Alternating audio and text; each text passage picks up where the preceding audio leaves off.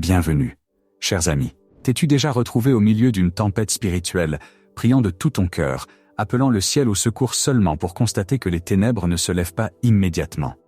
Nous croyons souvent que si nous avons assez de foi, les épreuves disparaîtront au moment où nous prononçons les saints noms. Mais que se passe-t-il lorsque Dieu, dans sa sagesse infinie et mystérieuse, demande à une âme d'endurer la présence du mal même en s'accrochant à l'ourlet du divin? Aujourd'hui, nous voyageons dans les ombres du couvent de San Giovanni Rotondo pour découvrir un événement effrayant, mais profondément instructif de la vie de Saint Padre Pio.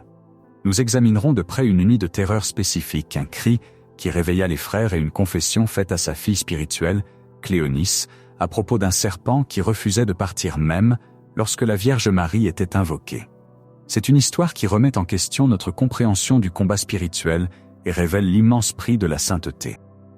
Avant d'entrer dans ce récit sacré, prenons un moment pour nous rassembler en tant que famille de croyants. Les fardeaux de la vie peuvent être lourds et les combats spirituels que nous affrontons dans nos moments de calme peuvent sembler isolants. Je t'invite maintenant à utiliser la section des commentaires ci-dessous comme un sanctuaire. Si tu portes un souci, une peur ou une intention de prière aujourd'hui, écris-le.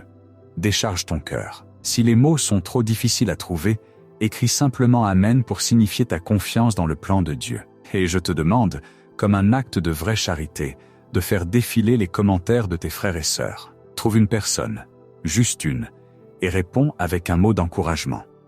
Un Dieu est avec toi, ou une simple prière. Assurons-nous que dans cette communauté, personne ne marche seul dans la vallée de l'ombre. Maintenant, tournons nos cœurs vers l'humble cellule de Padre Pio.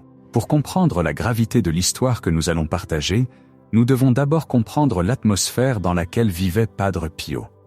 Pour la plupart d'entre nous, la nuit est un temps de repos, un moment où le monde devient silencieux et où le corps récupère des labeurs de la journée. Mais pour le mystique, et surtout pour un stigmatisé comme Padre Pio, la nuit était souvent le temps du plus grand combat. C'était le moment où le voile entre le physique et le spirituel était le plus fin. Pendant que le monde dormait, Padre Pio était éveillé, parfois en extase conversant avec des anges et des saints, mais d'autres fois, il était plongé dans une bataille viscérale et physique avec les forces de l'enfer. Nous devons réaliser que le diable, que Padre Pio appelait souvent Barbe Bleue ou l'ogre, ou simplement ce misérable, haïssait le frère capucin avec une intensité brûlante spécifique. Padre Pio arrachait des milliers d'âmes à l'emprise de l'ennemi par le confessionnal. Il était un conduit vivant de la miséricorde de Dieu. Et parce que l'ennemi ne pouvait pas toucher son âme, qui était solidement tenue par le Christ, il cherchait à tourmenter son corps et son esprit. Ce n'était pas une métaphore, ce n'était pas de mauvais rêves. C'étaient des agressions physiques permises par Dieu pour la purification du saint et pour le salut des âmes qu'il portait dans son cœur. L'événement que nous explorons aujourd'hui nous vient des témoignages de ses proches, spécifiquement des mémoires de Cléonis Morcaldi, l'une de ses filles spirituelles les plus dévouées. Ses écrits, intitulés « Ma vie près de Padre Pio », nous offrent une fenêtre intime sur le côté humain du saint, ses peurs, ses souffrances et ses aveux sincères. C'était une nuit comme les autres au couvent. Les couloirs étaient silencieux. Les autres frères étaient dans leurs cellules, se reposant avant l'appel matinal à la prière. Mais le silence fut brisé par un son terrifiant, un cri. Cela venait de la cellule de Padre Pio. Ce n'était pas un gémissement de douleur, mais un cri de véritable effroi. Les frères qui l'entendirent furent figés. Ils savaient que Padre Pio souffrait, ils savaient qu'il était souvent malade, mais l'entendre crier de terreur était quelque chose qui glaçait le sang. C'était le bruit d'un homme faisant face à quelque chose de monstrueux. Le lendemain matin, l'atmosphère au couvent était tendue. Lorsque Cléonis vit Padre Pio, elle put voir les traces de la bataille sur son visage. Il y avait une lassitude, une pâleur qui témoignait d'une nuit blanche et éprouvante. Elle, ayant avec lui une intimité spirituelle qui lui permettait de demander ce que les autres n'osaient pas, s'approcha de lui. Elle lui demanda directement « Père, la nuit dernière, nous avons entendu un cri. Pourquoi avez-vous crié avec un tel effroi ?» Au début, Padre Pio essaya de minimiser la chose. C'était sa façon de faire. Il n'aimait pas attirer l'attention sur sa souffrance, ni effrayer ses enfants spirituels avec les réalités graphiques de ses batailles. Il détourna le regard, ajustant peut-être ses mitaines qui couvraient les stigmates et dit simplement « Rien. Une peur. » Mais Cléonis insista, elle le connaissait trop bien. Elle savait qu'un homme qui portait les plaies du Christ ne criait pas pour rien. Elle attendit, son silence posant la question à sa place.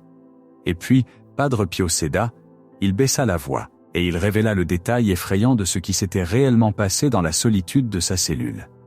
Il y avait un serpent, dit-il, un serpent sous mes épaules.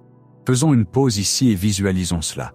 Ce n'était pas un vague sentiment de mal. Padre Pio décrit une sensation physique, la pression froide et glissante d'un serpent se cachant sous ses propres épaules alors qu'il était au lit. L'épaule est l'endroit où nous portons les fardeaux. C'est là que le Christ a porté la croix. Et ici, l'ancien ennemi, le serpent de la Genèse, s'était insinué tourmentant physiquement le frère dans son moment de repos le plus vulnérable. Cléonice, horrifiée par l'image, posa la question que toute personne de foi poserait. Elle posa la question logique, « Père, dit-elle, pourquoi n'avez-vous pas appelé la Madone ?» C'est le nœud de l'histoire. C'est le moment où notre compréhension de la prière et du combat spirituel est testée et approfondie. On nous enseigne, et à juste titre, que la Vierge Marie est la reine des anges et la terreur des démons. Nous croyons à la mention de son nom, l'enfer tremble et s'enfuit. Nous nous attendons à ce que Padre Pio dise « Je l'ai appelé » et la bête a disparu instantanément. Mais ce n'est pas ce qu'il a dit. Padre Pio regarda Cléonice et répondit « Je l'ai appelé, mais il ne voulait pas partir. » Il continua « Après, il s'est enfui. » Laisse ces mots pénétrer dans ton cœur. Il ne voulait pas partir. Ici, nous avons un saint, un homme d'une immense sainteté, invoquant la Mère de Dieu pendant qu'une manifestation démoniaque le tourmente physiquement et que le démon ne part pas immédiatement. Le serpent résiste. La souffrance continue pendant un certain temps, même pendant la prière. Pourquoi Dieu permettrait-il cela? Pourquoi la Vierge Marie, qui aime si tendrement Padre Pio, n'interviendrait-elle pas à l'instant où son nom est prononcé? C'est le mystère profond de la condition de victime et de la sanctification. Nous devons comprendre que dans la vie d'un mystique comme Padre Pio, les règles d'engagement sont différentes de ce qu'elles sont pour nous. Pour le croyant moyen, Dieu nous protège souvent de la fureur directe de l'ennemi parce que nous ne sommes pas assez forts pour la supporter. Mais pour les titans de la foi, pour ceux qui se sont offerts comme âmes victimes pour le salut des autres, Dieu laisse à l'ennemi une laisse plus longue. Dieu a permis au serpent de rester, de résister, d'appuyer son poids contre les épaules de Padre Pio pour tester l'endurance du frère jusqu'à sa limite absolue. C'était une épreuve de foi. Il est facile de faire confiance à Dieu lorsque les démons s'enfuient instantanément. Il est beaucoup plus difficile et infiniment plus méritoire de continuer à faire confiance, de continuer à prier, de continuer à aimer Dieu quand le serpent est toujours là, quand la douleur ne s'arrête pas, quand le soulagement est retardé. Padre Pio était conformé à l'image du Christ au jardin de Gethsémani. Rappelle-toi que Jésus a prié « Que cette coupe s'éloigne de moi ». Et la coupe ne s'est pas éloignée. Il a dû la boire. Il a dû endurer la présence du mal, le poids du péché et le silence apparent du Père. Lorsque Padre Pio a dit qu'il ne voulait pas partir, il révélait la férocité de la bataille. Le démon revendiquait son droit de tester le saint, tout comme Satan revendiquait le droit de tester Job. Le démon disait « Je ne partirai pas juste parce que tu prononces un nom. Je ne partirai que lorsque la volonté divine l'ordonnera, et jusque-là j'essaierai de te briser. » Mais remarque la fin de la phrase. Après, il s'est enfui. La victoire est inévitable. Le serpent n'est pas resté. Il ne pouvait pas rester. La prière à la Madone était efficace, mais son effet était programmé selon la sagesse de Dieu et non selon le confort de Padre Pio. Le délai n'était pas un échec du pouvoir de Marie, c'était une permission distinctive de la providence de Dieu. Le serpent a fini par s'enfuir parce que le mal ne peut coexister avec une âme qui refuse de céder au désespoir. Cet incident éclaire de nombreux autres événements de la vie de Padre Pio. Cléonice et les autres frères étaient souvent témoins des séquelles de ces batailles. Il y avait des nuits où le bruit dans sa cellule ressemblait à une barre de fer traînée sur le sol. Il y avait des matins où Padre Pio apparaissait avec un œil enflé ou une épaule meurtrie.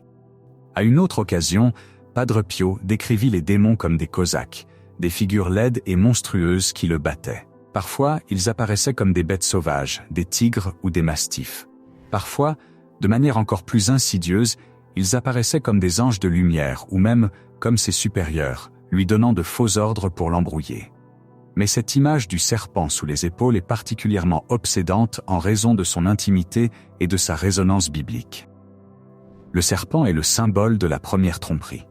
En se plaçant sous les épaules de Pio, L'ennemi essayait peut-être de rendre la croix insupportable. Il essayait de chuchoter « Rejette ce fardeau. Il est trop lourd. » Même ta mère Marie ne vient pas t'aider immédiatement.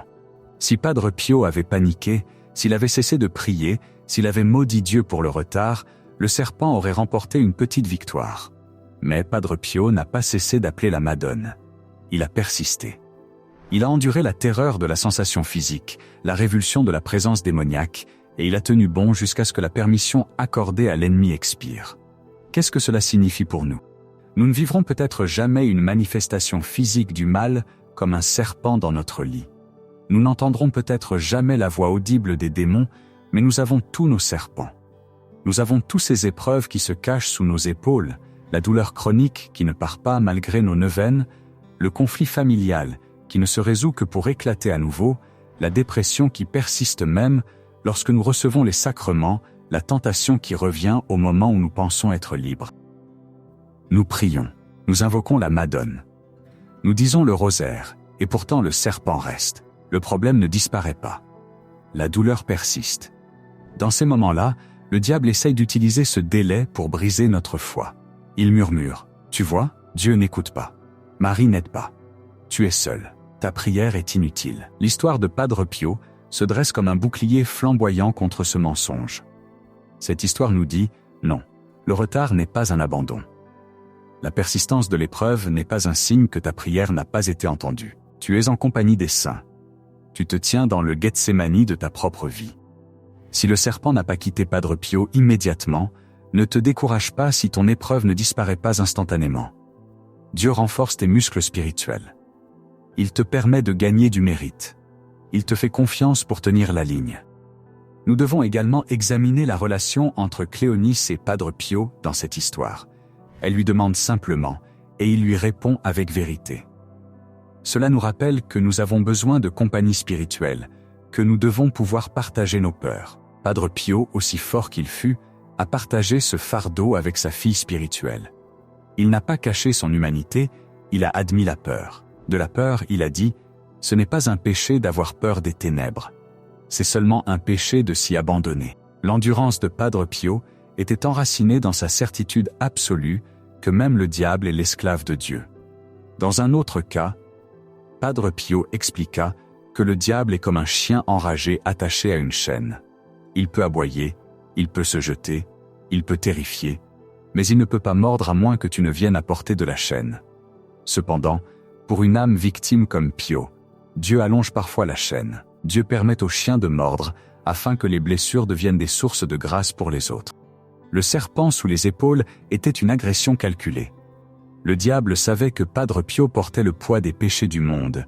Chaque confession qu'il entendait ajoutait au poids sur ses épaules. L'ennemi voulait l'écraser sous ce poids. Mais pense au résultat. Padre Pio a-t-il cessé de sauver des âmes? Non. A-t-il cessé d'aimer la Madone? Non. En fait, son amour pour elle s'est approfondi, parce qu'il savait qu'elle était avec lui, même dans le silence, même dans le retard. Il savait que c'était elle qui empêchait le serpent de faire pire. Il savait qu'il ne voulait pas partir, mais finalement, il a dû partir. Il y a ici une leçon profonde sur l'autorité du croyant. Le démon a une volonté, il ne voulait pas partir. Mais le croyant a une connexion avec la volonté divine, et la volonté divine finit toujours par supplanter la volonté démoniaque. C'est une bataille de volonté. L'ennemi exerce son refus obstiné de partir, et nous devons exercer notre refus obstiné de cesser de prier. Cette histoire nous invite également à reconsidérer la façon dont nous voyons le silence de Dieu. Lorsque nous souffrons, nous interprétons le silence comme une absence, mais dans la mystique de Padre Pio, le silence est souvent l'espace où le plus grand travail s'accomplit. Le silence de Marie, alors que le serpent était encore là, n'était pas un silence indifférent. C'était un silence lourd de sens, un silence de soutien qui maintenait Padre Pio debout pour qu'il ne s'effondre pas sous la terreur. Padre Pio a dit un jour, l'amour est le premier ingrédient du soulagement de la souffrance. Même dans ce moment terrifiant, son appel à Marie était un acte d'amour. Il n'appelait pas seulement à l'aide, il appelait sa mère. Et une mère n'ignore jamais son enfant, même si elle ne peut pas retirer l'épine immédiatement, parce que le médecin a dit qu'elle doit rester un instant de plus pour terminer la guérison. Alors que nous réfléchissons à cette nuit éprouvante à San Giovanni Rotondo, prenons courage. Nous regardons souvent les saints et voyons leurs auréoles, leurs miracles, leurs bilocations. Nous oublions les cris dans la nuit. Nous oublions les sueurs froides. Nous oublions les tremblements. Nous oublions qu'ils étaient des hommes et des femmes de chair et de sang, qui devaient affronter l'essence même du mal. Savoir que Padre Pio a ressenti la peur, qu'il a crié, qu'il a dû endurer la présence physique d'un serpent, le rend plus accessible pour nous. Ce n'est pas une statue lointaine. C'est un frère qui a traversé la vallée la plus sombre et qui en est ressorti de l'autre côté. Alors la prochaine fois que tu prieras pour qu'un fardeau soit levé et que tu auras l'impression que le poids est toujours là, pressant sous tes épaules, souviens-toi de cette histoire. Souviens-toi du serpent qui ne voulait pas partir. N'arrête pas de prier. N'arrête pas d'invoquer la Madone. Ne pense pas que le retard est un refus. Adresse-toi à l'ennemi, adresse-toi à la difficulté et dis « Tu ne veux peut-être pas partir, tu peux résister, tu peux m'effrayer, mais tu n'as aucun pouvoir sur moi. J'appartiens au Christ. Je suis couvert par le manteau de Marie. Et tôt ou tard, comme le serpent dans la cellule de Padre Pio, tu devras t'enfuir. » Nous devons aussi nous rappeler la puissance du saint nom de Jésus et du nom de Marie. Même si l'effet n'est pas visible à la première seconde, les coups portent. Chaque « Je vous salue Marie » est un coup porté à la tête du serpent. Chaque « Jésus, j'ai confiance en toi » est une chaîne qui lie l'ennemi. La résistance de l'ennemi est en fait un signe que tes prières le blessent. Il ne se battrait pas si fort pour rester si tes prières ne le forçaient pas à sortir. Il s'accroche parce qu'il perd prise. Cléonice Morcaldi a enregistré cette histoire non pas pour nous effrayer, mais pour nous armer. Elle voulait que nous connaissions le coût de la vie spirituelle. Elle voulait que nous sachions que le diable est réel, mais que Dieu est plus grand. Elle voulait que nous voyions que le saint de Pietrelcina a mené des guerres dans sa chambre afin qu'il puisse apporter la paix dans les nôtres. Pour conclure cette réflexion, visualisons Padre Pio le matin après cette nuit terrible. Il est fatigué, il est pâle, mais il est debout. Il se prépare pour la messe. Il revêt ses vêtements sacerdotaux. Le serpent est parti. Le soleil s'est levé. La victoire est gagnée. Il marche vers l'autel et il offre le saint sacrifice. Il transforme sa terreur en offrande. Il transforme sa peur en amour. Faisons de même, quel que soit le serpent qui se cache dans ta vie aujourd'hui, quelle que soit la peur qui te donne envie de crier, apporte-le à l'autel, invoque la Mère de Dieu, et si les ténèbres persistent, tiens bon, attends l'aube, car l'aube vient toujours. Terminons par une pensée de profonde gratitude pour Saint Padre Pio, qui a enduré de telles terreurs pour le bien de l'Église et pour le bien d'âmes comme les nôtres. Sa souffrance n'a pas été vaine, elle a été le carburant des miracles que nous chérissons aujourd'hui. Puissions-nous tous avoir le courage d'endurer nos propres nuits, sachant que nous ne sommes jamais vraiment seuls. Le serpent peut se cacher, mais la Madone veille et le Christ règne.